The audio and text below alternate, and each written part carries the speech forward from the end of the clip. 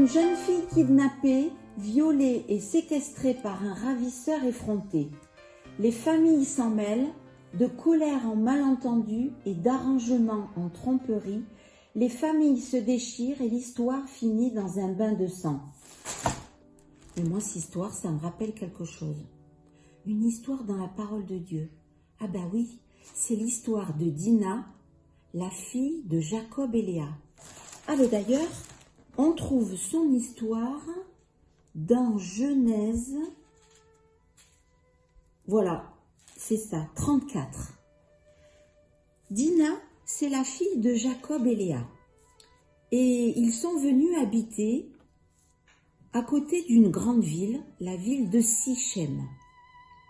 Ils se sont installés, la famille, beaucoup d'enfants, les servantes, les serviteurs, les animaux. Et un jour, cette jeune fille, Dina, a envie de connaître, de découvrir les jeunes filles qui habitent dans cette grande ville. Donc, elle y va. Et sur la route, elle fait une rencontre malheureuse. Le prince de cette ville la kidnappe, la force à coucher avec elle et la séquestre dans son palais. Les nouvelles vont vite. Le père de Dina est au courant et il ne sait pas comment annoncer la nouvelle à la famille. Et quand ses fils, les frères aînés de Dina, rentrent le soir après leur journée de travail à avoir gardé les bêtes dans les champs, il annonce la nouvelle. Et là, c'est une explosion. Les conversations partent dans tous les sens.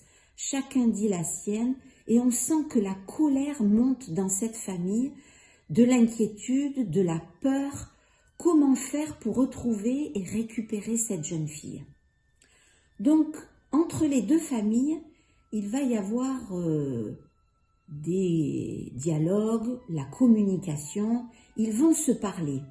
Le père du jeune prince, le père de la jeune fille vont se rencontrer et ils vont essayer quand même de discuter parce que chacun défend effectivement sa famille.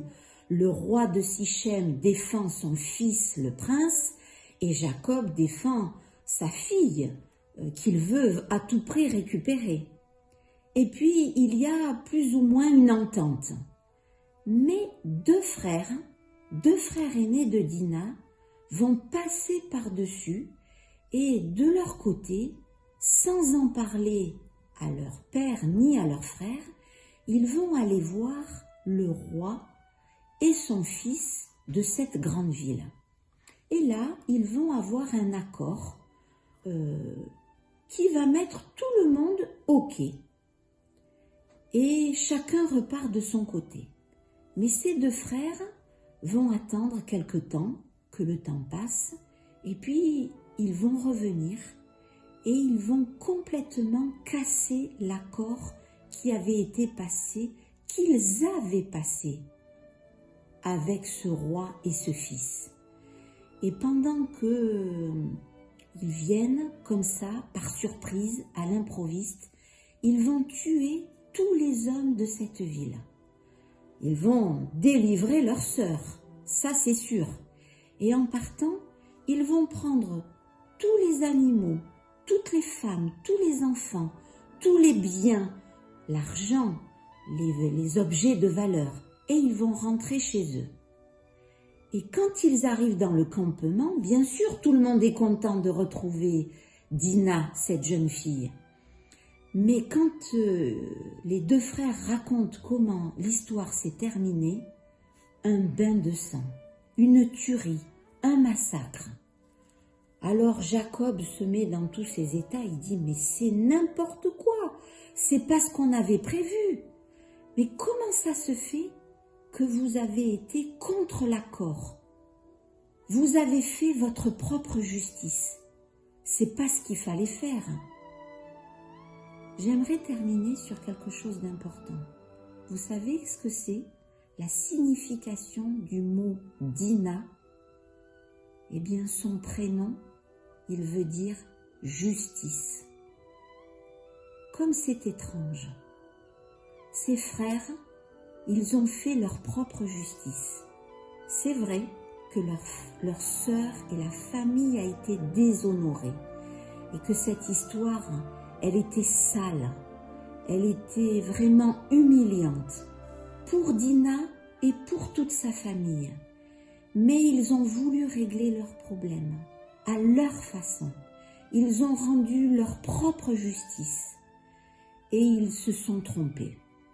Et maintenant, en rendant une mauvaise justice sur cette famille, eh bien, la mauvaise justice est retombée sur eux.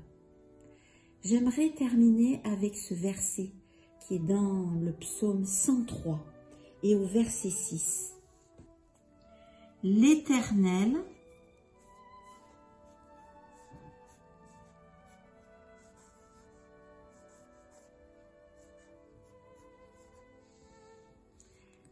fait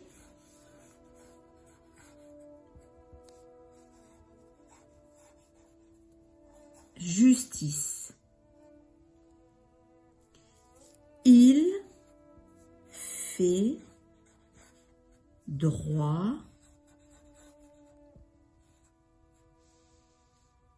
à tous les opprimés.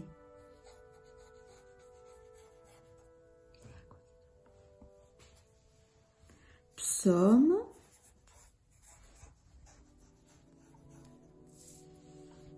103, verset 6. L'Éternel fait justice, il fait droit à tous les opprimés. Opprimés, on pourrait dire maltraités, humiliés, écrasés. C'est ce que nous dit la parole de Dieu.